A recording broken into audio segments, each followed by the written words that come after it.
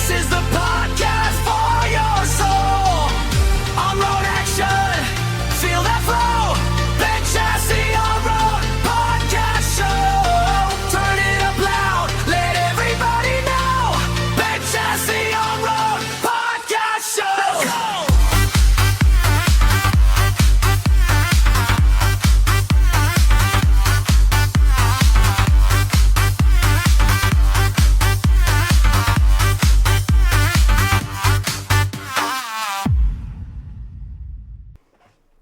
Hello and welcome to episode 2. Yes, we have made another one of the Ben Chassis podcast from Racing Lines RC. I'm Martin Southall. And I'm Oli Meggitt. So today we'll talk about the Snowbirds. That's what we said we'd probably focus on in this episode. I think we should probably also revisit some of the other parts from ETS in Daun. We recorded that one during the event. There's a bit more that happened afterwards. I think we finished our recording. And probably also then touch on EWS from the past weekend, the Essex Winter Series here in the UK. Brilliant. And thank you to everyone that had kind words to say to us, and also for the constructive feedback on our first episode. Without further ado, let's get into it. A few moments later. Right, let's kick off with talking about the Snowbirds then. One of, if not the typically biggest on-road electric races in the States, in the US, held in Florida. Was held the past weekend. And I guess it's an interesting race, really, isn't it? And I suppose the thing that jumped out at me the most was, to be honest, the lack of coverage, really, that was around it. The actual thing about it that's always been around the Snowbirds. What did you see from the stuff over the weekend? Well, because we were going to talk about this, I made a point of going off and having a look. Now, I kind of watch it in the background because I work for long international hours, as to speak, as well, so I like catching up on the coverage, to be honest. And I couldn't find anything, and I went searching through Facebook, but obviously I only really knew about it because Jan Rathajski was posting that he was going out to do it, so I was aware it was on. I had to dig around, and I found a Facebook page which was the 2026 Snowbirds National. Oh, brilliant. That's what we're going to need. Surely they're going to... Sounds pretty good place to go then. You'd think so, right? And you'd think that they're going to fill that with information over the course of the event and everything like that. No. As of the time we're recording this, the last page update they did on there was the 4th of February at 3:24 GMT. And they've posted that was nothing what, Tuesday or Wednesday? Yeah. But there's been nothing posted since. Literally no coverage at all. Other than X-Ray putting up their post... about the TQs and stuff, and then Jan Rathajski's coverage of it. I wouldn't really had a clue it was going on, which is surprising, considering, 30-second round of this? Yeah. I mean, it's really surprising me. And maybe this is just sort of making me think about some other sort of event coverage as well. But yeah, obviously, I think there was live stream through Live RC, but there was no news or anything you could go and read. I didn't see any picture galleries really or anything like that. So the only way to find out anything was to dig through Live RC and try and find the results in there. And because they're running both oval and road course there as well, if you weren't on Live RC when the road course events were running, I couldn't find any of the road course events. I mean, part of that is because I can never find any results on Live RC, but that's another story. Which I think quite a few people share. But it was, and potentially maybe that leads into my other thought around it, which is actually. There wasn't really anyone there this year. You mentioned Jan Rathajski, he was there. He was the one sort of international name in touring car. Ollie Payne and Morgan Williams from the UK were there doing 12 scale. But aside from that, I don't think there was anyone outside of North Americans that were there, which is maybe a bit of a trend for that event. It was massive back in the 90s when on-road was really big in the States and touring car racing was happening. And I know lots of European guys were going out to that race. Craig Drescher, people like that, back in that sort of days, the TC3, TC4 era. But Bruno's been in the last a couple of times, but not that seriously. Alexander Hagberg's probably the biggest name I thought that normally goes, but I guess he's already now over in Thailand preparing for TITC this year. So part of it might be that sort of those big names weren't really there. Maybe that's where the mismatch on the coverage is, because Alexander Hagberg is a PR magnet. Absolutely, yeah. And when he's on Facebook, he's got a huge following. He's probably top of most people's feeds, and when he posts, you see it. And he's been such a strong supporter of that for so many years. And even the videos. I remember like the last year, they're walking around and showing the queues for the rostrum. We'll talk about that in a bit. Yeah. But that's where their media seems to be coming from, and it's only coming out of these very, very big name drivers. And if they're not there, then where's the coverage now? What's happened? Yeah. What happened? Yeah, so they're just relying. I mean, and we know from even if I just take like our EWS International 2-day event, what we just try and do is make sure at least at the end of Saturday there's a post that goes up onto Facebook, etc., social media, which sort of summarises what's going on that day. It's not going to have loads of info, but it's kind of going to be there so you can kind of follow along with that. And the Snowbirds is over 4, 5, 6 days. So yes, long of it. All you're doing, it seemed to me like we just, you say all we got was the stuff from like Jan Withajski and X-Ray sharing some stuff there as well. Is it because it's too long now? Maybe. Maybe, but I mean that's maybe a feature of the US style races. But I started thinking a bit more than that as well. I mean, to me, it was a lack of even when I say there weren't people outside the big names from North America, but actually lots of those guys weren't there. As far as I could see, there was really only Kemp Anderson and Kevin Hubert, Kevin from Canada, as the sort of star names that you'd expect at those races. There wasn't, if I think about the normal US names, you got Sam Isaacs. He's won multiple US races, Raw National Championships. Did pretty well at the Worlds in California a few years ago. He's one, I'd say he's one of the top racers. Jacob Cruz obviously made the Worlds A final in California. Young gun from the West Coast, they weren't there. Associated sort of, really starting to push back into on-road, but they've just signed Bryce Butterfield from the States. He wasn't there. Kyle Klingforth, their designer. Even Rick Howard, who's, been around racing forever. None of those guys were there. So it just sort of seemed a bit strange to me that none of the... I'll be honest, I looked at the list and saw the top 3 names, and beyond that went, I don't know who any of these people are. So it was... I don't know if it's... a race that's starting to run its course, maybe even. A race that's run its course. There's probably an irony in that. Yeah. That wasn't scripted. That was just me off the top of my head. You proved it. Yeah, well, that's fine. We just keep saying we're going to run off script quite a bit as we carry on filming these. It confuses me. It really confuses me. They've got so many classes as well. But is it like you said? It's class fatigue. And I put some stuff down there. Now I had a look because Jan did modified. And Jan did super stock. Yep. Super stock is 21.5.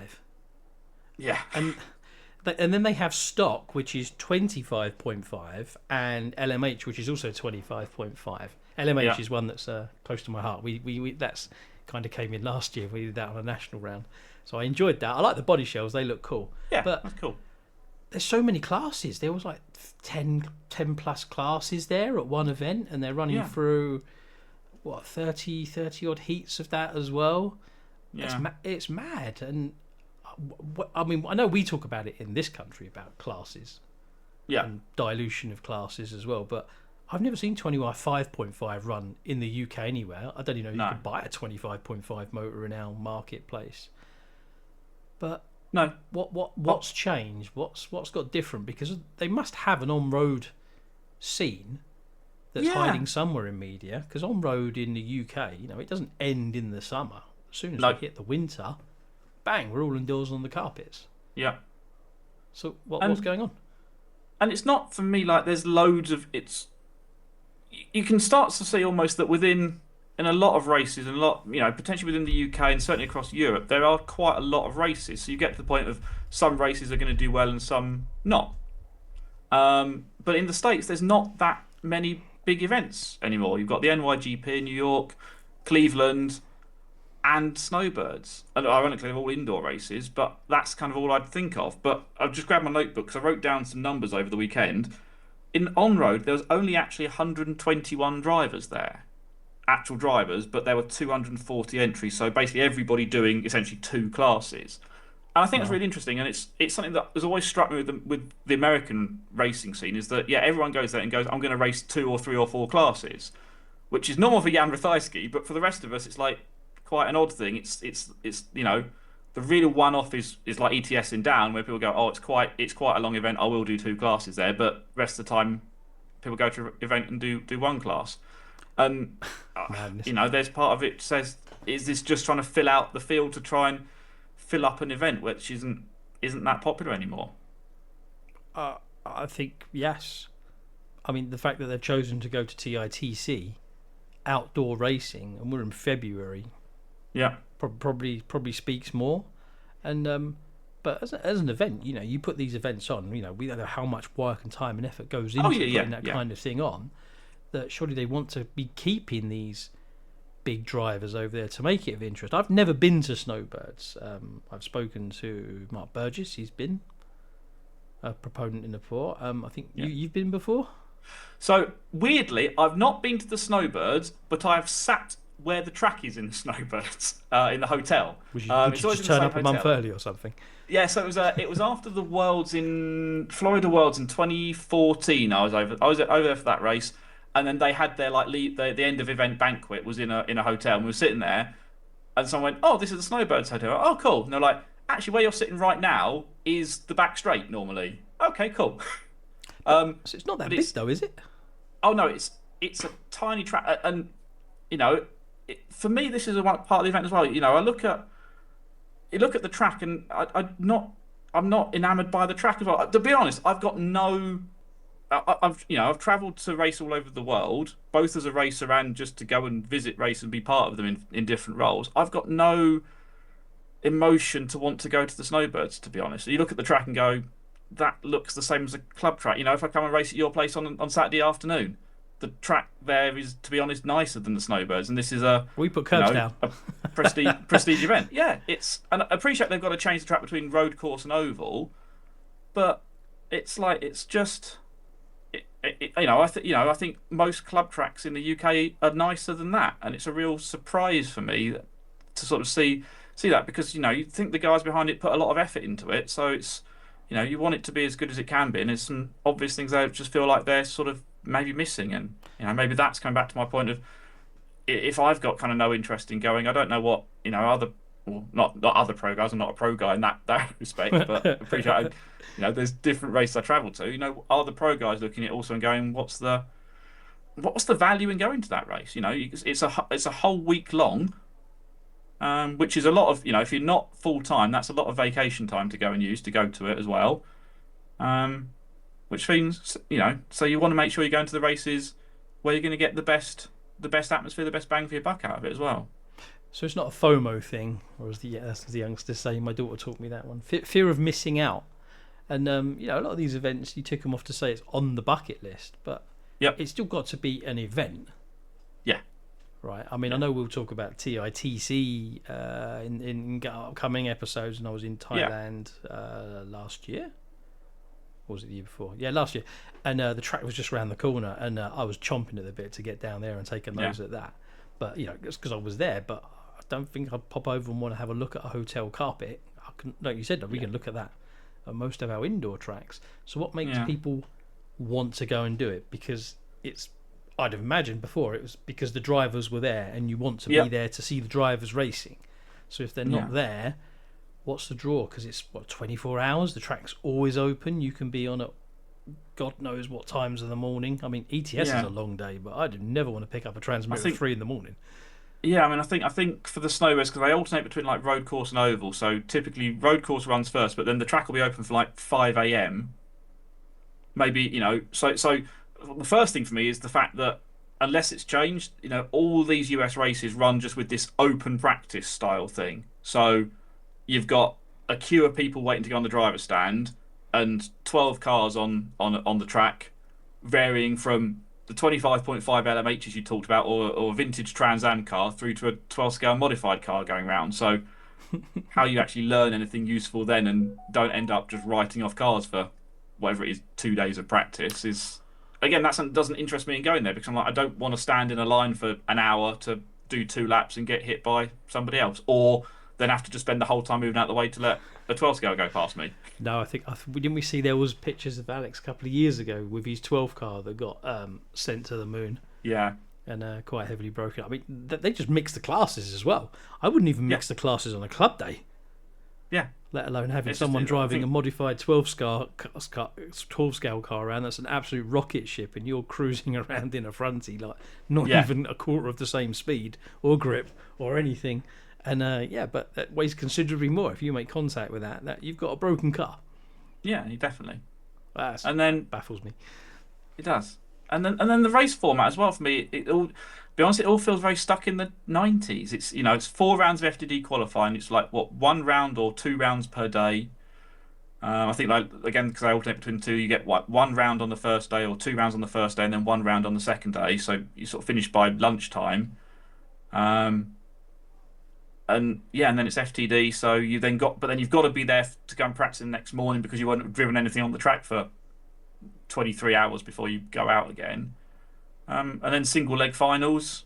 So that's, again, it feels like it's a club race that's been stretched over 4 days. So don't really want to put down events because I know how much effort goes into them. But it's like depends where you want to pitch it. Does it want to be that international superstar event that I think it was in the past, or is it happy to go? You know what? We've got 100 drivers here. We're happy with that.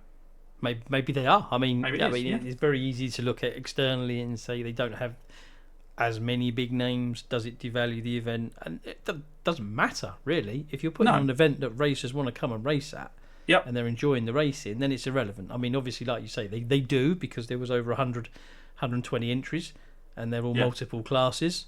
So there was obviously still a want to do it, and they've obviously going to want to carry on doing it, I'd imagine. You just where you pitch it. I mean, it was one of those ones years ago, and I'd see the posts from Mark Burgess mainly and Alex and all the teams out there doing it, and thought, I'd like to go and do that one day, but I just didn't see anything this year.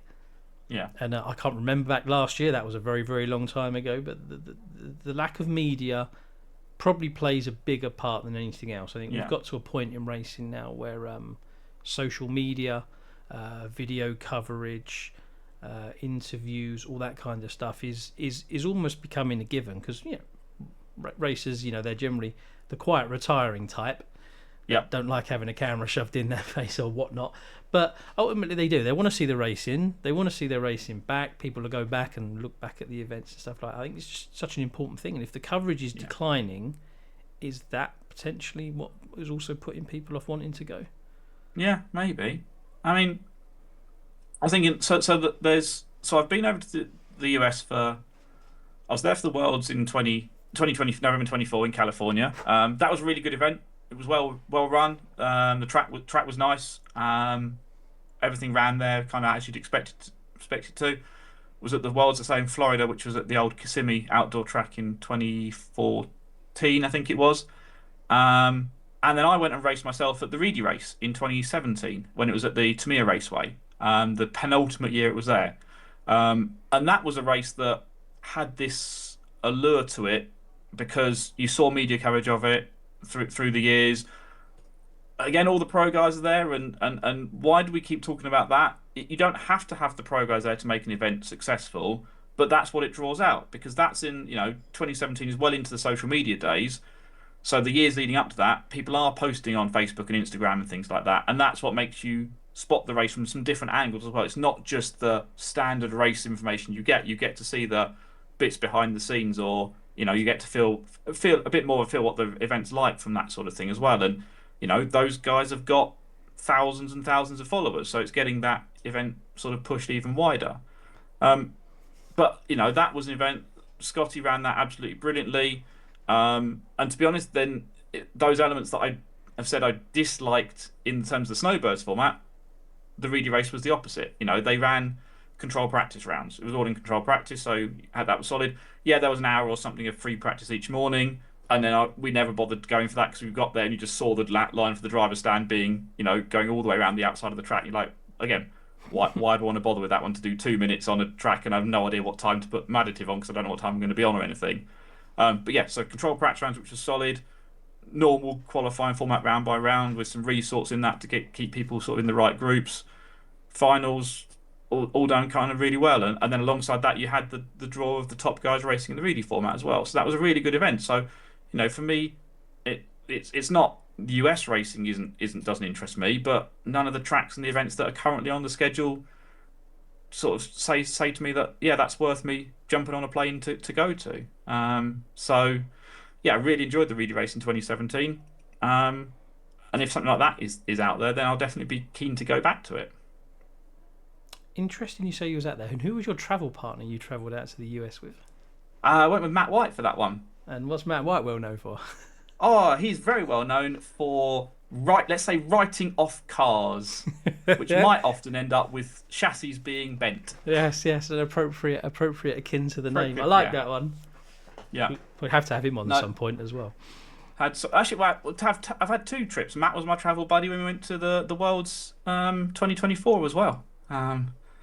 So we stopped off in Charlotte on the way out there, and had a nearly a week of NASCAR stuff before we went over to California. So I remember Matt and I had some good trips the to States. Yes, that was good. It was all good. Yeah. Good old America. Well, I'm not rushing to go out there anytime soon. Yeah. I mean, it's stuff that I suppose maybe the fact that obviously we were racing at EWS this weekend, so I was quite busy with that. But then it just I didn't really spot anything till we mentioned it. We were speaking on Sunday, going, oh, we're talking about the Snowbirds. It's like, oh, I need to probably see what's actually gone on out there. And as you said, finding a bit of information about it wasn't particularly easy. Oh no, I went digging, and other than finding it, Red RC kind of did like this highlight, and it was okay, cool. Yeah. And I was like, oh, there's just a few bylines, and that was it. So then I went to my favourite lifetime software, others available, and had a look around on that to look through the results and saw all the heats, and that's where I saw all the classes, and it took me ages just to find anything on there, but there was no other coverage, and I think that's a shame because I think there's 2 parts. You go to an event or you're part of an event. I always think with the good coverage, people walking around the cameras and the pits, taking the pictures and stuff like that, you're part of an event. Yeah. And you're recorded in history, other than your name just being on a timing sheet somewhere. There'll be a picture of you somewhere. I think that makes events just a little bit more. So I kind of want to know what are we missing? Is my obvious question here, and maybe people who are listening to this can comment or message us or whatever and tell us, what is it we're not getting with this then? Why, you still got over 120 people going to this, got 240, 250 entries for it, and previous years they've been up over 300 entries, 150 people in the post-COVID days as well. Not as big again as it was, but still pretty decent turnout, you'd say.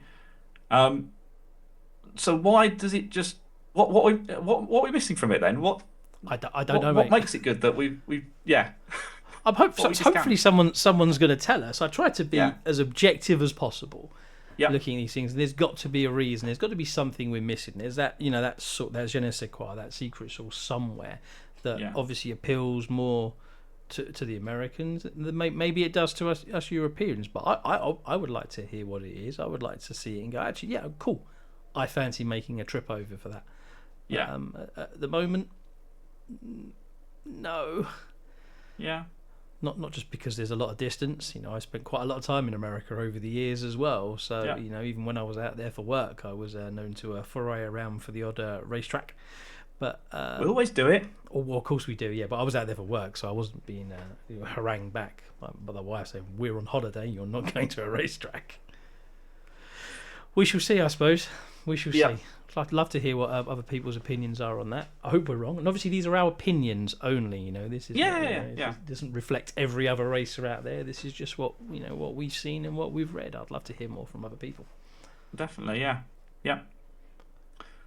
Is that the Snowbirds wrapped up then for us from us looking back on that as our kind of feature event for this time? I think so. Yep, I think that's Snowbirds wrapped. We'll be back in a sec.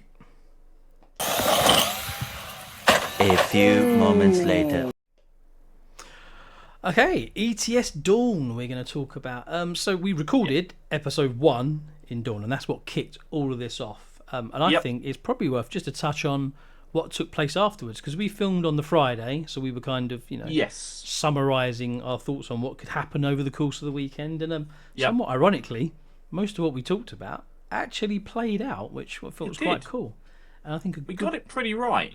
We did. So maybe there's opening lines of we know a little bit about 10th, or either we were bloody lucky, but I didn't play the lottery that night, or we know just enough to blag our way through this. Or was what we said just like loose enough comments that you can interpret them to be right or wrong however you like? Yeah, like a horror. What's it not? Horoscope. Yeah, for it, horoscopes. Yeah, it can just be whatever you want it to be. Anyway, I'm going to go with the fact that we're absolute experts in this field and we know exactly what we're talking about. And Definitely. I think the first point I'd like to talk about there is because we talked about Iris and their car and Billy Fletcher. Yep. Who obviously he's done his third ETS. He did Dawn last year. Did well there. Like we said before about that whole, the British learning and improving, and then we did Luxembourg, he did even better there. But here we go, we turned up to Dawn this year, and he's made the A final. Yeah. With which we're pretty sure at this point was a prototype car. Yes. And to make the stock A final anyway is tough. There were some very, very good drivers all the way through that field, even down to like the D final. There was ETS winners, A finalists, European country champions, all sorts. So absolutely, yeah. Quite an achievement, I think. It was, and I think even if let's look at what else is happening. What's our yardstick for Billy at the moment? If you look at the carpet racing we've had in the UK this winter as well, rug races, EWS going on. Zach Finley always been dominant in that class, but hasn't really done. I think he's done one ETS over his and things, so not kind of someone you can kind of use. But then you've had Andy Murray and Finley Whitelock kind of being the other people with Billy sort of mixing up at the sharp end, and Billy was ahead fairly comfortably of both of them. So I think it was it's both the car and his driving obviously were on point for the ETS, and it all came together. I think it was what shocked me actually, to be really honest, was when I saw the Iris post afterwards, which confirmed that was the first time they'd actually made a touring car A final. Yeah, direct qualification. Yeah. Which I was really surprised at, to be honest, because I was like, Iris as a brand has been around for a long time. And, they've had some pretty decent drivers wheeling the car at various points in time. And also, to be honest, particularly just post-COVID, some of the ETS races were a little bit thin sometimes in terms of entries. So actually, it's a bit of a surprise to me to go, actually, they haven't made an A final, and yet they've made one at what is arguably one of the strongest events ETS has had in the Pro Stock class. So, it's all come together. Yeah, absolutely. I think, from what I understand, afterwards, though, the car had to go back. I don't think there was many of them. Andreas is headed off to Thailand with that one as well. So Bill back to the old car again, back for the UK this last weekend. Yeah. And so he certainly wasn't. It was at EWS, and he wasn't running that. It was the production car, to all of our eyes anyway, that was kind of being used at EWS. There was definitely 3 belts on the car that Billy ran on Sunday. And you're suggesting there were less than 3 belts on the car, or a different number to 3 belts on the car? Maybe 4, maybe 2. I mean, I'm surmising here. I don't know, but like we said on the last one, I said maybe they've got the correct amount of belts this time. But Andreas was hawking over the car every time Billy was on the track, and they were working around it. When once everyone kind of huddles around and the shells kept close, and you're hunkered over the car, it's different. Yep. And I'd say that's very, very positive, because clearly the result was there, the performance was there in the car. It made an A final, and cars don't drive themselves to A finals either. You still need a bloody good pilot behind the wheel to do that job. And it was in there. He'd done a good job. And like you say, there's some very, very good drivers behind him. Yeah, and I suppose it's also a piece of, when anyone sort of joins a new team, you've got that relationship building piece to do as well, to get settled in the team. And I'm assuming then, given that obviously the car's not come back with him, that then Andreas was one that probably built that car for him, and then I suppose did a significant amount of work on it as well over the weekend. So they've got to be able to work together, and it's not just having a driver and them telling the mechanic or whatever, the designer, what they want, but actually understanding what that means, and what does somebody mean by, I've got understeer, I've got oversteer, it's pushing, it's loose, it's snappy, it's whatever, it's not doing this. What does all that mean? Yeah. Got an app for that. I've just heard people talking about it. Absolutely. But yeah, so I think that was really impressive. And the other one that also stood out to me as well was another driver we mentioned, and kind of one of the only sort of real moves in terms of the European Silly season was Jesper Rasmussen moving over to Schumacher. Yes. What did he end up? P4 in Pro Stock, wasn't it?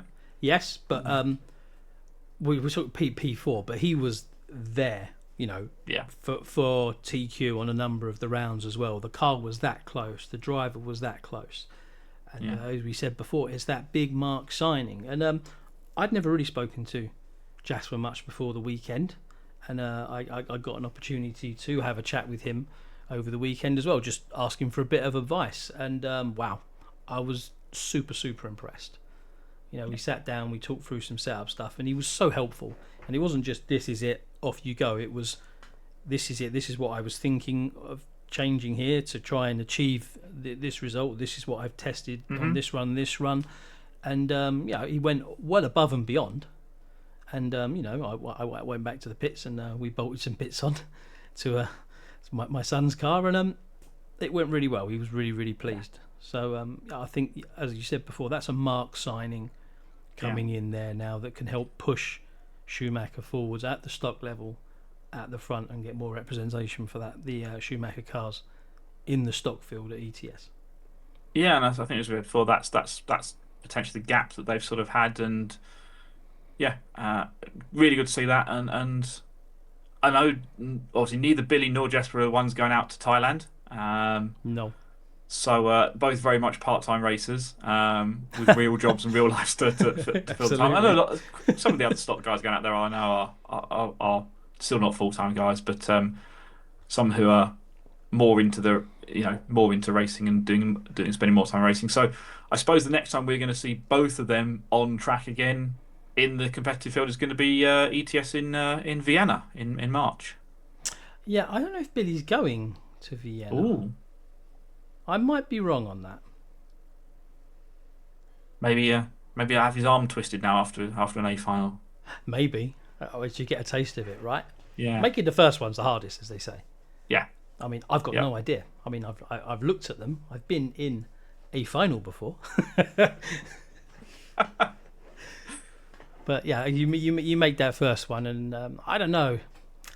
It's like the monkey off your back, I suppose, isn't it? Really? Yeah. It's tough to do. It's tough. Very it is tough. And I think it's no easy way in. No, and one of the phrases that I've often used when I'm talking to any of the drivers and stuff that I'm working with or chatting to about stuff, we're talking about results and things. For me, the phrase I use is, you've got to lose one before you work out how to win one. And I think you've got to lose one before you work out how to win one, and then once you've done those two steps, keeping winning becomes a lot easier. So in the same respect, he missed the A final Billy missed the A final in Luxembourg. He learnt from that. Obviously, I managed to apply that with a new car. Did well in Germany. Hopefully now we can figure out, what did I do? That worked. What's the mindset got to be going forwards? Jesper, on the other hand, made multiple A finals, so he's figured it out with the car, and you can try and push forward from there. Maybe he's missed the podium with this one. Is he now going to make it into the podium and start mixing up in terms of championship points, really? Vienna and then into next season. He was so close as well. He pushed hard in the finals. He wasn't just cruising around in fourth place. He was pushing, and there was opportunities there. No, the guys in front, they don't make many mistakes, do they? So there's very little opportunity. But he was there on the bumper pushing for all those finals. So anything could have happened there. That's fantastic. Yeah. Good positive advert. And that's an MI9. Just a standard MI9 car. I know it was an MI9 car because I looked at it and I was sitting next to him while he was talking to me about it. It was 100% an MI9. Yeah, which is very well. And the other one, which is, as many of you know, very close to my heart. That sounds weird now. But Ronald winning modified. It's been a bumpy ride, I guess, over the last few months with losing Robert, who's been his mechanic and the designer of the car, Robert Peach, moving away from Mugen. And his first real big event without Robert. Well, actually, to be honest, he's had a remarkable winter season since Robert's left, ironically. So he won. He came over and won the EWS International race in the UK. Robert wasn't there for that one. Robert hadn't officially left then, but Ronald knew that Robert was going. It certainly wasn't public at that point, but he knew the situation then. Is my understanding of it. He then won the Tony Sport race in Augsburg beginning of January, and then won the ETS race. So it's been a pretty good carpet season for him so far. I would say so. And what a popular winner as well. I was opposite when he won, and you could see the genuine, delight for him and joy on the rostrum from the other drivers as well. And obviously, Olafsky wants to be winning. He was one of the first ones to congratulate him and Reinhard, and then he just went along the line as they were coming off. But it was popular from around the track as well. It was a good, solid round of applause. He looked relieved when he crossed the line in leg 2 as well. Yeah. And that was unbelievable. But I mean, even how they got there as well. There was talk of new tyres on a carpet track was suddenly the best option to do. I assume that was what he'd done maybe for leg 1, because his pace advantage, it looked huge. I mean, it looked like Orlowski last season, right? Just out for his own Sunday drive, but he was gone. So I'm guessing he was one of the beneficiaries of a decision to go with the news for leg 1, perhaps. So no, he wasn't actually. Interesting. No. He was chatting about it before, and obviously I think all the guys know basically what ended up happening. I think now, so everyone normally expects you run tyres in, maybe only one run, but you also then get a check and feel of the balance of the car on your 2 sets of tyres that you get there. From his testing, he thought that new tyres might have an edge. He wasn't sure, but he was like, "We've got to try something, so we're going to try it." So he didn't run any of his tyres in practice. Obviously ran brand new tyres in Q1, and it worked really well. He topped that one. And he wanted to save tyres for the final, but then, Mark TQ'd round 2 and Michael TQ'd round 3. Yeah. So he sort of felt he had to kind of go with as much advantage as he could get to get it on pole. The thought being, if I'm on pole, they've got to get past me, rather than, even if I've got a better car, I've got to get past them. So ran his new tyres, his second set of new tyres in the last qualifier. So that's kind of what helped him. But then, obviously by the time he gets to the finals, then essentially everyone's pretty much on equivalent tyres at that point. So that pace in A1 was genuine pace that he had in the car. To make the decision though, I think new tyres might be quicker on carpet indoors is just unheard.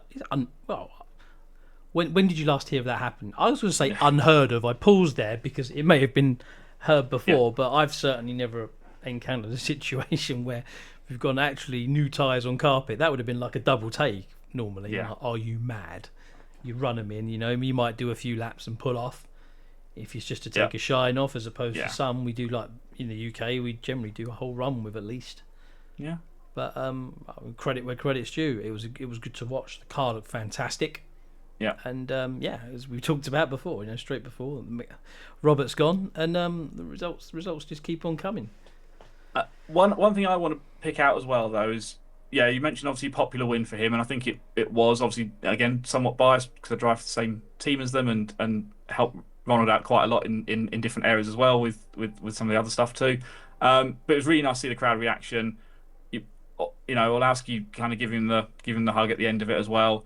But what really kind of surprised me, not surprised me, that's really unfair. What I noticed particularly was coming off after A2, when Mark had hit the corner, on the last sort of lap, when he was like trying to really push that last lap to try and see if he could beat Ronald, stop Ronald taking the win there. It's been a long time since I've seen Mark that upset, if that makes sense. Like he was genuinely like, you could see that was I could have won that one. I felt I could have won that, and I sort of threw it away. And if anyone ever questions how much commitment Mark has got, he might not have that same commitment in terms of the amount of time he goes to tracks, but he certainly has absolutely got that desire to win still. This means a lot to him still, and it was really it wasn't a big moment. It was just the way he went back to his pit, and then I went to grab him to ask him to come for an interview. That was the moment there he just sort of felt, you could just feel that tenseness in the air. Upset almost from it. It was like, could have got that one. Well, he was closing in, wasn't he? So, and he was closing in a good couple of attempts a lap over the last few laps as well. Yeah, I don't know. What's that like to be at the front there and be within sniffing distance of winning something? No idea. No idea. We'll have to get someone on at some point to talk about it. Yes, I think we will. Yes, we will. Yes, absolutely. I think we've got a few of them lined up. Hopefully, yeah. Anything else happening, Dawn, that's worth talking about? Yeah, there is one. What did I write down on my notes? I think from this one, I called it the Power Lottery. Yeah. I think is probably the best way to put it. So for those that don't know, we arrived. I say we arrived. I didn't arrive that early in the hall on that Sunday morning, somewhat ironically, because for one of the 4 days I didn't have to get up early. But WhatsApp, we have a web WhatsApp group for all of the UK races, so the phone was pinging early doors to say there's no need to rush up because the power's out. So we didn't rush, and we got up to the hall a couple of hours later on, and my understanding was there was a problem, the generator had failed. And now the more British side of me is thinking it's Sunday, the generator's failed, and they said they've called someone out. And I'm thinking, if this is in the UK, we're done. We ain't getting racing today. There's no way anyone's going to come out on a Sunday. And obviously they've got some sort of contracts in place, or German efficiencies come forwards there. But the net result of it was that they turned up with a new generator and replaced the generator. That's and right. That was what, three and a bit hours behind schedule. Yeah, something like that. Yeah. And then, obviously we're not stupid. We're all sitting in the pits, and we know something's got to change because 3.5 hours of racing's gone. We can't all go racing. And most of us were thinking they were probably going to, either going to can all the bottom finals and keep the top ones, which is obviously going to annoy everybody there, or they're going to just drop all the leg threes and finish on the twos and take the results. That didn't happen either. Some people that are more gifted with mathematics had already worked out that 4-minute finals weren't going to work. Yeah. The other solution was probably 3-minute finals and stuff like that. And then it's kind of like, but I was sitting there doing the maths on this one as well, thinking that's not really going to work, because you still got, regardless of that, you still got your cut over time to get people out, and people are never that quick to get out to Marshall, and that's where we always lose time at race meetings. So what was going to happen? And Scotty picked up the microphone, and the dulcet tones rang out to say they were going to do a lottery. This is intriguing. I've not heard this one before. Basically, other than the A finals, I think every final was put into a random number generator. Yep. And then it spat out about half the amount of races. We were supposed to have 43, something around there. So immediately you're keeping 3, so there's 40 left, so they had to cut it in half. So then we got, I think it was 20 or 22 people got their finals. Some frustrating, obviously, because others had got up in the morning, been there, and they got one run and they were done for the day. And there were quite a lot of double classes people, and somewhat ironically, those that had the double classes, half of them seemed to lose both their runs, and others seemed to get both of their runs as well.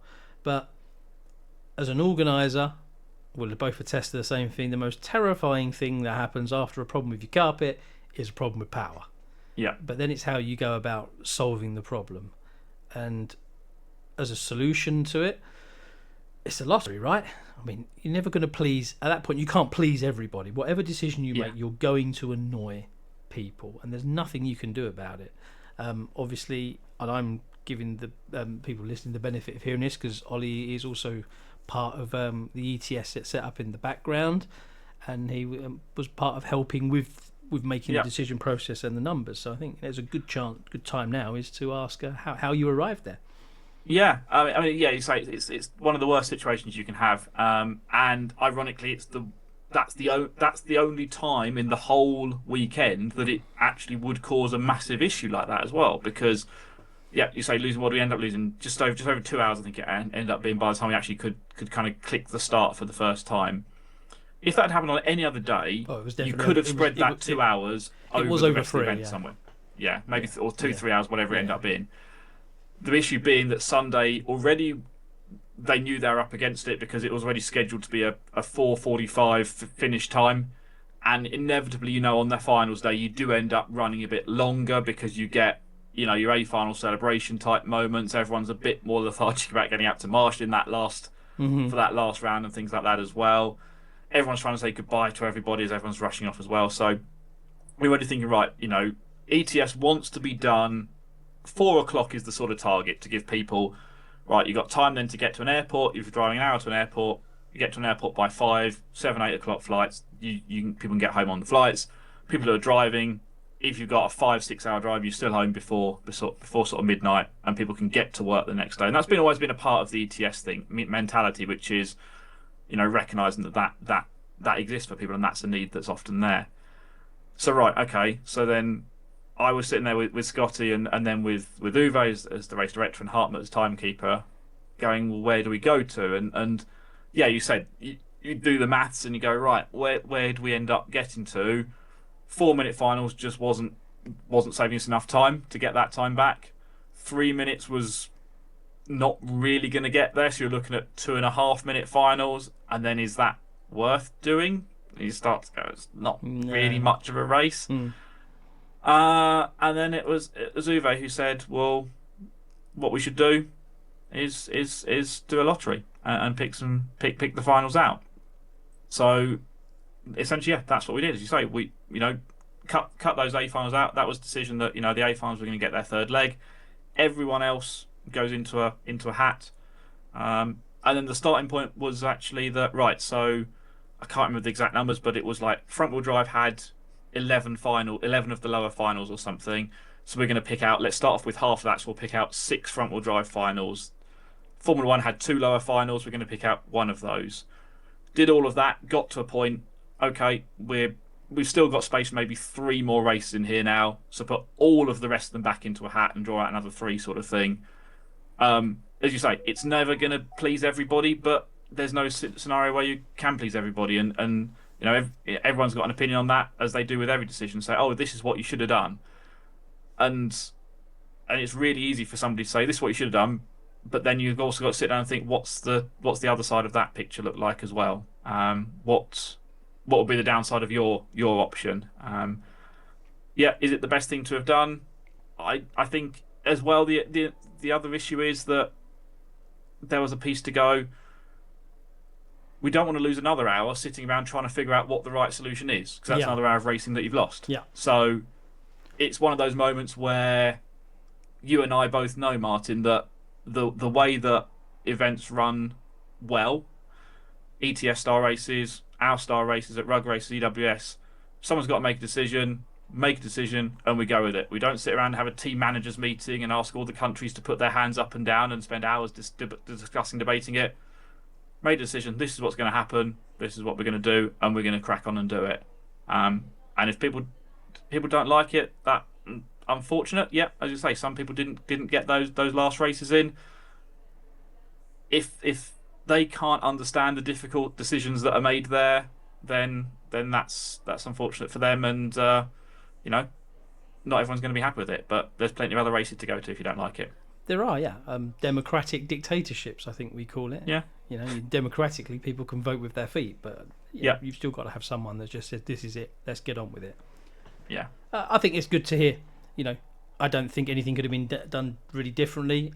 Clearly lessons, obviously, you've learned from what happened outdoors this season as well. Yep. And, you follow the backlash on Facebook from that, but I didn't see any of that from Dawn. I haven't seen anything online about that, so it was tough. It wasn't a decision that anyone would like to have taken. And I think, if I just ask the honest question now, in hindsight, you look back at it now, would you have done anything differently this time? I don't think so, no. Hindsight is a wonderful thing. What could you have done differently? You sit there and say, oh, could you build a bit more time? Could we have built more time into Sunday's schedule anyway? So if we just, already aimed for a 3:30, 4 o'clock finish, that would have given us an hour to play with already, and then we're only trying to find an hour out at the time. But then to me, then you're saying, right, well, we're going to extend all the other days, which are already long days. Oh, I know. I left that hall at 10:30 a couple of times. Yeah. on the risk that something's going to happen on Sunday. I mean, I think, you sit there and someone says, oh, we should have 2 generators there. You're like, well, how far do you start going with all this stuff then? There is already a primary timekeeping system and a backup timekeeping system. If you have a generator and a backup generator, what happens if the first generator goes down? Do you need to get a second one out there to be a backup to the backup in case of that? It's those sort of scenarios you have to be realistic and go, they happen once in the blue moon. The same thing like in Eigen with the rain. We've never had that before. And again, you can make these knee-jerk reactions and put all these rules and procedures in place for an event that's not going to happen again, and then you end up handcuffing yourself for something else. So I don't think there's anything different the team could have done for that one. I'm pleased they made a really quick decision. I think for me that was the most important thing. So it was power's back on, right? 30 minutes is enough time for people to charge. Yeah, right. So in 30 minutes we can start racing, and make the most of the time we've got. And I think that's what they did. So yeah, fair play. I think that's where we are. I agree. I think it's quite good to air that one out as well here. So thank you for clearing that one up for us, Ollie. All right. Should we have a quick recess? Have a pause then. Yes. We'll be back in 2 seconds. A few moments later. So last thing for us to probably touch on is the other race that happened last weekend, which was Essex Winter Series EWS. Yes. In my neck of the woods. Yes. I have questions. Oh no. I do have questions. Go on. They're good questions though. To be fair. Are they? Well, I don't know. We'll find out in a Okay. minute. The track design. Yes. That went up on Facebook because it does on the Sunday evening, and I looked at that straight away. Saturday evening, yeah. And I looked at that straight away and went, "Oh, that looks good."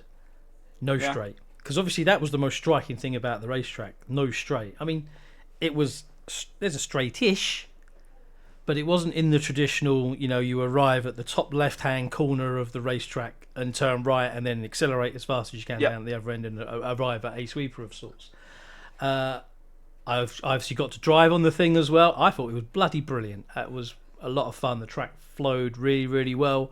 The comments from everyone I think I spoke to as well were pretty much along the same lines as well. The track flowed really, it drove really, really nicely. So obviously the question is how do we get to that, and who designed that? So where did it come from? So everyone can say, "Oh, there's no straight." There is a straight. It was just diagonal because it started about 2 rolls of carpet in, and we measured it out. It was only 4 meters shorter than it would have been if we ran the whole length of the back straight. So 4 meters. What's that about? 4 Dougals. Yeah, about 4 Dougals. 3 sideways and 1 upright.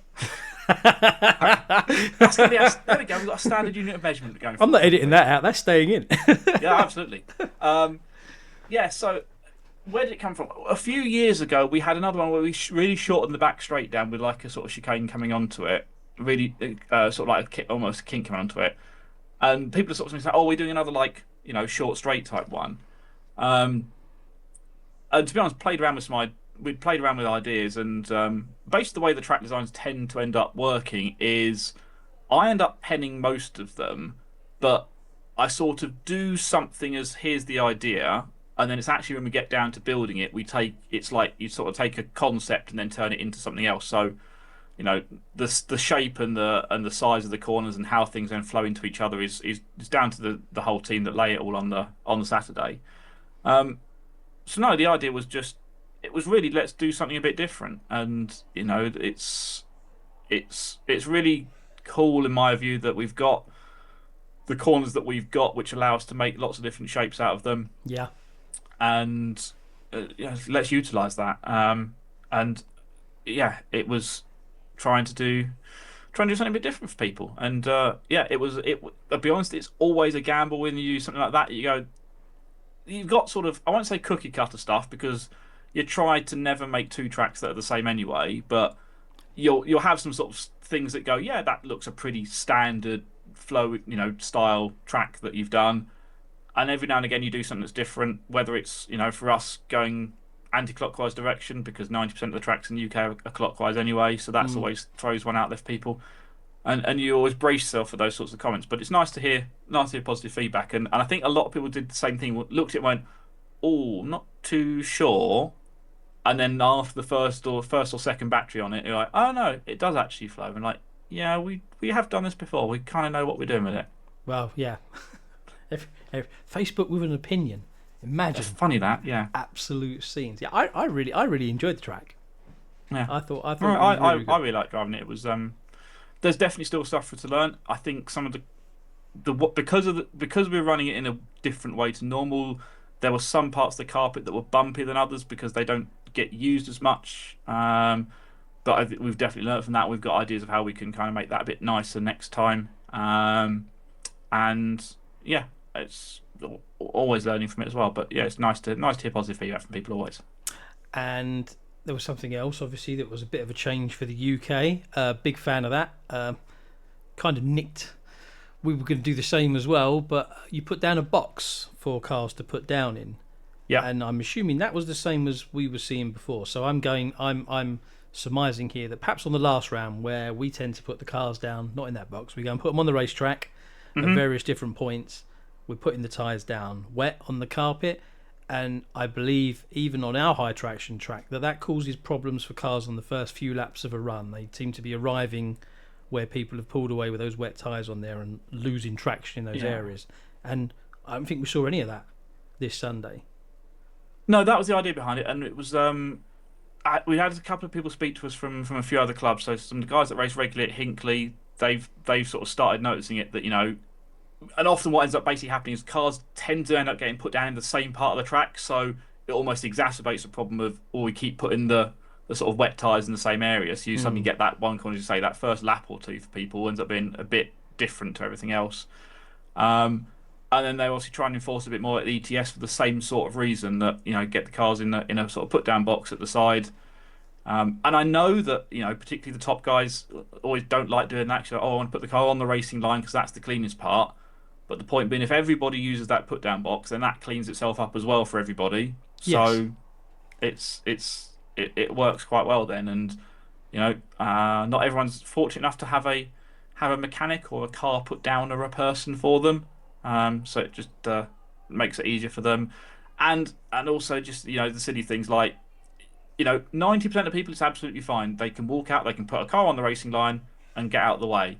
But you and I have both seen this numerous times where someone will walk out in front of another car, put a car down in front of another car, stand on the racing line, something like that, and you just get those silly sort of moments before the race. And it again, hopefully, just helps alleviate all of those. So that part certainly we thought worked pretty well for us. So that's definitely something we want to, I think, kind of keep doing, and hopefully racers then kind of saw that it did.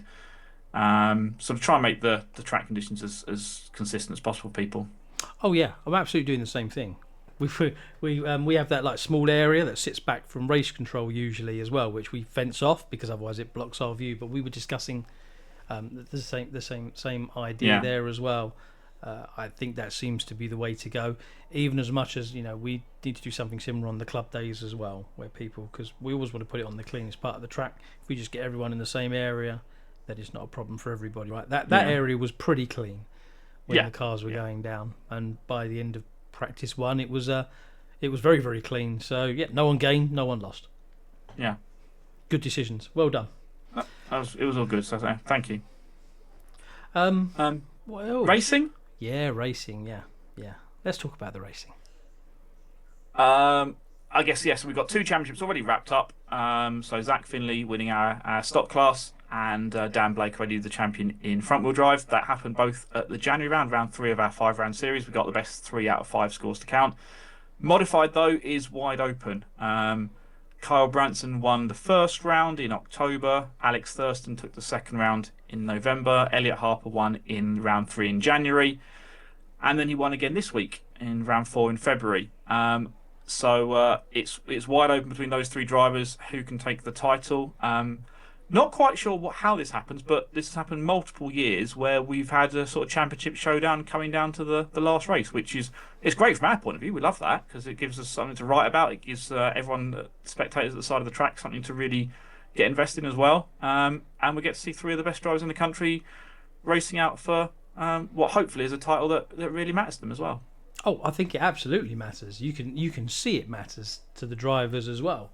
And I think we kind of alluded to as well is the chassis of the cars, people move around and stuff like that. But class is always class. Carl Branson, he turned up with the Mugen this time. Yep. He was previously running his automatics. He's put the thing down and Q1. So he's only done the practice run really on the track. Yep. Q1, he's put the car down. TQ. Yeah, it was good. Yeah, it was good. Very, very, very, very, very impressive. Yeah, it was fast in Q1 and Q2, and then it took Elliot quite a bit of time to kind of catch up, it seems. But then Harper nailed it in Q3 and Q4, and I got it sorted for the finals as well. Yeah, he nailed it. I was watching the time sheets along the same time as well. I mean, it was that close. It was it was so close you couldn't have hammered a nail into a wood as quicker than the gap was between those drivers out there as well. And I think we talked about that previously, the talent we've got. Yeah. And in that modified class out there. And it's great. We get into the last round and no one knows what's going to happen. We don't know what's going to happen. It's all going to be decided as the last race of the last round of the season. Yeah. So if my memory's right, so we've now got Elliot and Kyle tied on points at the moment. Alex is 2 points behind. We give points for both qualifying and finals. So that is the 2 point gap is one position in each. So it's going to come. I mean, it's pretty much a winner takes all between the three of them. It will be interesting though if we end up starting going to tiebreakers and stuff like that too. So who knows what's going to happen really? Do you know what your criteria is for the tiebreakers? Yeah.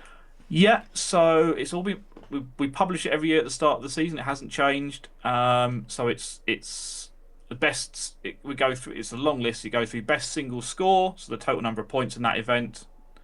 Then second best score, third best score, then the result in the A finals from the 3 counting rounds, then the qualifying results from the 3 counting rounds in order again as well. So, let's see if we need a tiebreaker and let's see what level we have to go to with it. Just want to enjoy the racing, right? I mean, this is what people always ask me about this. Now, funnily enough, I've had Elliot text me today as well saying, "Oh, what's the championship?" I was like, "Look, if you go out there and TQ and win, you've won the championship. Yeah. If you don't, I don't know." So that's basically probably the same for all three of them, then, isn't it? Basically, TQ and win, you've won. Yeah. And that's what people always like. I'm always fascinated by that and go, what are all these permutations like? Doesn't matter. You go out and try and win the race, because if you've got the most points you can, that's giving you the best chance of winning a championship or whatever play. If you're racing for 10th in the championship, trying to make the top 10. Don't worry about what the guy one place ahead of you's got to do and you've got to do. Oh, I've got to be 3 places higher than him in qualifying and then 2 places higher in the finals. Just win. Go and drive as fast as you can. Yeah, and see where you shake up at the end of We'll add it up at the end. I'm looking forward to it. I always look forward to the racing, but we're going to be treated to some top class racing again. Last Absolutely. round, whoever wins it always deserve it. There's no like anyone's got there because of anything else. All the other factors around them, they got there because they're the fart. They did the best over 5 rounds, and whoever wins is always a worthy winner. They're all great competitors. They're all really nice blokes off the track as well. Very friendly, very helpful, and we'll be there to see that one live. Yeah, it's going to be exciting. Yeah, it will and hopefully all goes to plan. We're going to be able to stream it as well with RC Racing Lines. Are we? What a shock! Yeah. Well, that's exclusive. Yeah, if you're not there in person, why not? Firstly, it's worth the trip. It is. But if you're a bit too far from Essex, you should be able to watch it all online and probably hear from us during it as well. Yeah, probably more from you. I don't know if I need to jump behind the microphone for that one, but I'll be there with cameraman Kyle. Yeah. And hopefully we'll be able to bring the event to everyone watching, and you can all enjoy it. But you should come down and watch it really in person. Absolutely, it's unbelievable. I like the wind. I think you have stand by the fence, but when they go flying past, or you actually get when the modified cars go, you get that little breeze go past because they move that quick. Down the back, move the air around. Yeah, got to be there in person to feel the experience of that as well. Yeah, so that's final round of EWS then is the second weekend in March, 8th of March. And so hopefully you can join us then. And we'll round that one out then. And I'm sure the week after that we'll chat to at least the winner on the podcast. Ooh, exciting. Absolutely. That'd be good. If they say yes. If they say yes. Elliot loves a chat. He'll be fine. He'll be here. What if he hasn't won, though? Well, this is true. They all have a chat, though, but... Yeah. They do. It could be quite interesting. Hopefully they're not going to say no now. Yeah. Elliot's chatty enough. He's on it. We might have to extend the podcast. We might do, yes. Yeah. I mean, Carl will be really good. I like to get. Yeah. Maybe we should just get all 3 of them on. We should do that. Yeah. Yeah. I mean, Alex would be good as well, but Carl and Alex also big gas boys as well. We are the on-road podcast. Maybe we could branch out and talk a bit about their 10th IC as well at some point. Yeah. So let's see what happens over the next month then. We get ready for that, and yeah, that was EWS this weekend then. A few moments later. Right, well, if you're still here, I think that's just about it for episode 2. Thank you very much for listening to the Bench Chassis podcast. We've already planned out episode 3, and I know we said we weren't doing this weekly, but we're going to do it again in another week's time. And we've mentioned TITC a few times this time, so it's definitely right for us to cover what is one of the biggest on-road races in the world. So that's probably our plan for next week then. Fantastic. And we will have our first guest on the show next week. I'm not going to reveal who that is, just in case he actually changes his mind during the week. But he's been to the TITC, and there's a lot of experience there. So maybe that can keep you guessing a bit for a while. Start your guesses. Yeah. Yeah. Well, that's something to look forward to for next week, isn't it? Absolutely. Great. Well, thanks so much again for listening, everybody. I've been Oli Meggitt. I've been Martin Southall. Join us next time for episode 3, and we'll find out who's bent a chassis next time. Don't forget, like, share, and subscribe, and we'll see you next time on the Bent Chassis podcast.